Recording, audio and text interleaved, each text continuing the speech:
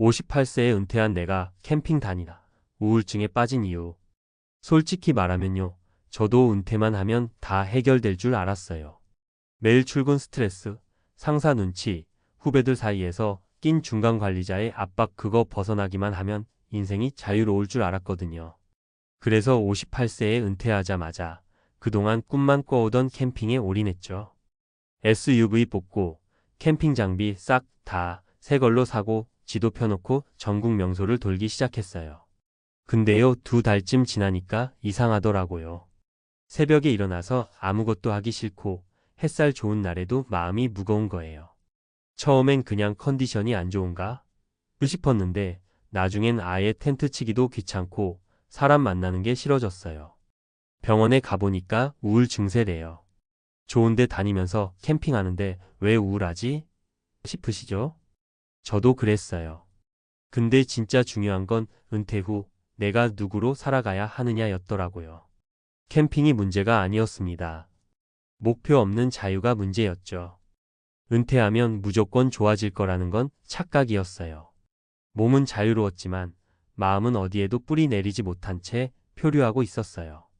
회사에서의 제 존재감, 매달 꼬박 들어오던 월급, 매일 하던 루틴 그게 없어지니까 나는 이제 뭐지?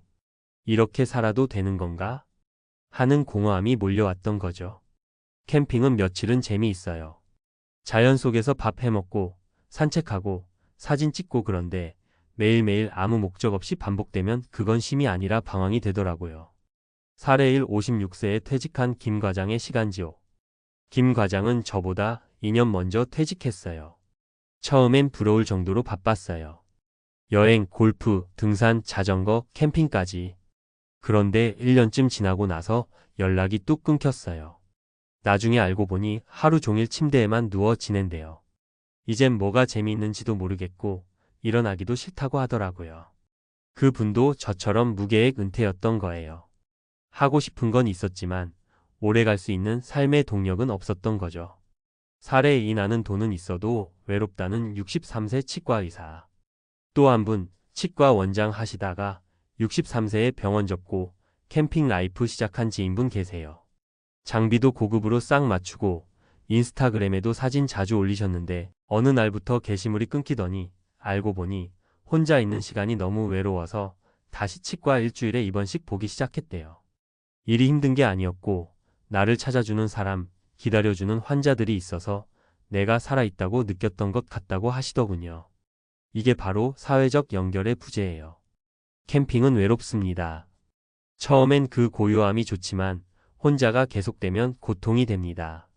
사례 3 아내와 전국 일주하던 60세 남편의 충돌과 침묵. 또 다른 분은 60세 공무원 퇴직 후 아내랑 캠핑카 타고 전국 일주하던 부부였어요. SNS에는 행복한 사진만 올라왔지만 실제로는 사소한 일로 매일 다투고 대화도 안 하게 됐다네요. 이유요? 서로의 삶의 속도와 은퇴의 방향이 달랐던 거예요. 남편은 자연에서 힐링하고 싶었고 아내는 사람들과 교류하며 의미 있는 활동을 원했던 거죠. 결국 부부 캠핑은 중단, 각자 삶의 공간으로 돌아갔답니다. 진짜 중요한 건 은퇴 후 나의 정체성입니다. 캠핑도 좋고 여행도 좋죠. 근데 그건 삶의 중심이 될 수는 없어요. 은퇴 후에는 내가 누구인지, 무엇을 위해 사는지, 그리고 하루하루가 어떤 의미가 있는지를 생각하지 않으면 아무리 멋진 취미도 공허하게 느껴져요. 돈도 물론 중요해요. 근데 그보다 더 중요한 건 은퇴 후의 시간 구조와 목표 설정이에요. 그게 없으면 캠핑장에서도 외롭고 여행지에서도 지치고 집에 있어도 무기력해집니다. 그럼 어떻게 해야 할까? 은퇴 전부터 미리 삶의 구조를 만들어야 해요. 취미든 봉사든 소일거리든 좋아요. 중요한 건 정기적인 루틴과 나를 필요로 하는 사회적 연결이에요. 단순한 휴식이 아니라 역할 있는 활동을 찾아야 해요. 캠핑이 목적이 아니라 캠핑을 통해 얻고 싶은 게 뭐였는지 스스로에게 물어보세요. 나만의 콘텐츠를 만들든 사람들과 나누든 의미를 부여해야 지속할 수 있어요. 마음의 준비와 함께 관계의 준비도 중요해요. 부부가 함께 은퇴할 경우엔 반드시 대화가 필요해요. 서로가 원하는 삶의 그림이 다르다면 갈등이 생기기 마련이거든요. 맺으며 은퇴는 끝이 아니라 방향 전환입니다.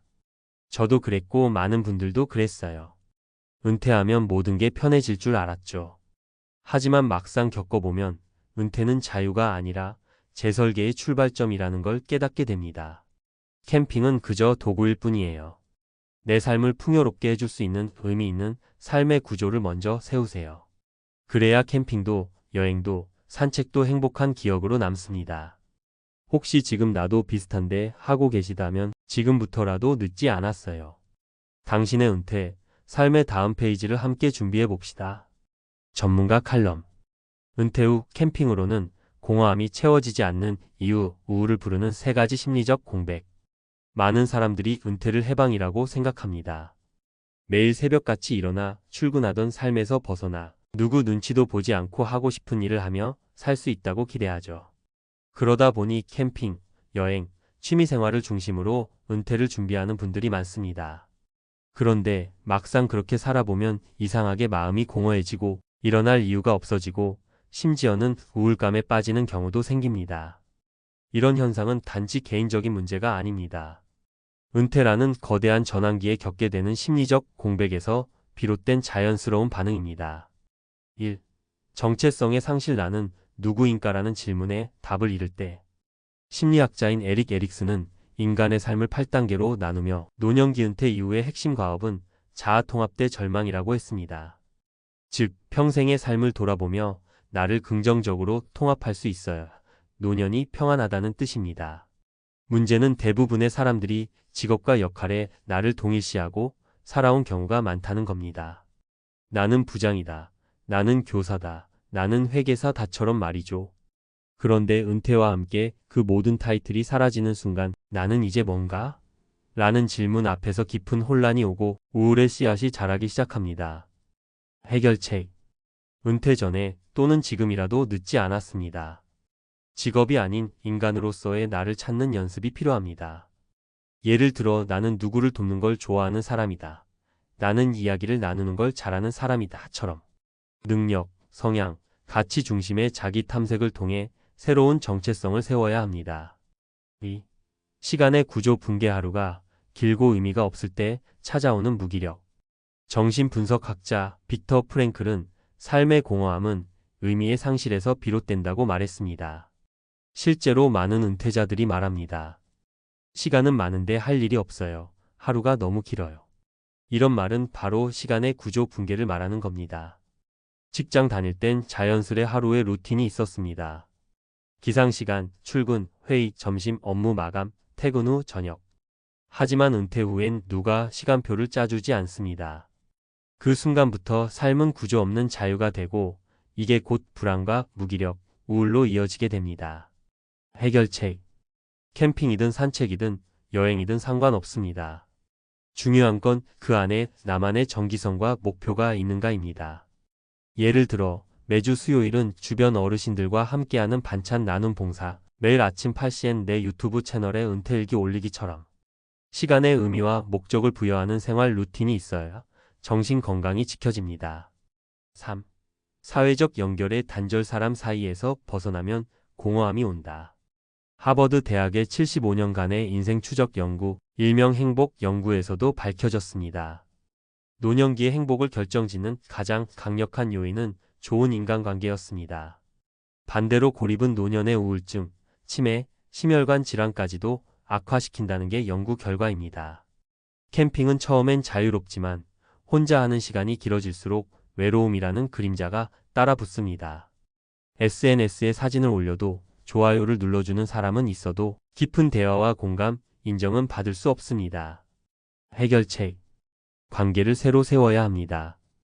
퇴직 전 인간관계가 끊긴다면 퇴직 후엔 더 힘들어져요. 지역 커뮤니티 참여, 동호회 활동, 독서 모임, 마을 프로그램. 가벼운 참여라도 꾸준히 이어질 수 있는 연결고리가 있어야 합니다. 그게 곧 내가 사회 속에 여전히 존재하고 있다는 심리적 안정감을 줍니다. 정리하며 은퇴는 인생의 종착역이 아니라 재설계의 시작입니다. 많은 분들이 착각합니다. 돈만 있으면 된다. 시간만 나면 행복하다고요. 하지만 현실은 다릅니다. 은퇴는 삶의 축을 새로 세워야 하는 거대한 재조립 과정입니다. 앞서 말씀드린 세 가지. 정체성 회복, 시간 구조 설계, 사회적 관계 회복. 이 세 가지가 제대로 작동하지 않으면 아무리 멋진 캠핑카를 몰고 아름다운 풍경 속에 있어도 결국 마음은 황폐해지고 맙니다. 지금 당신이 느끼는 공허함, 무기력, 우울감은 이상한 게 아닙니다. 정말 필요한 건 삶의 목적을 다시 찾고 나를 필요로 하는 자리로 나아가는 것입니다. 캠핑이 아니라 삶의 방향을 재설계하십시오. 지금부터라도 늦지 않았습니다. 작은 변화부터 시작하면 됩니다. 누군가의 하루에 따뜻한 인사를 건네는 것, 내 이야기를 일기장에 쓰는 것, 매주 한 번 누군가를 만나는 약속을 잡는 것부터요. 그리고 가장 중요한 건 스스로에게 이렇게 묻는 겁니다. 나는 지금 왜 이 하루를 살고 있는가?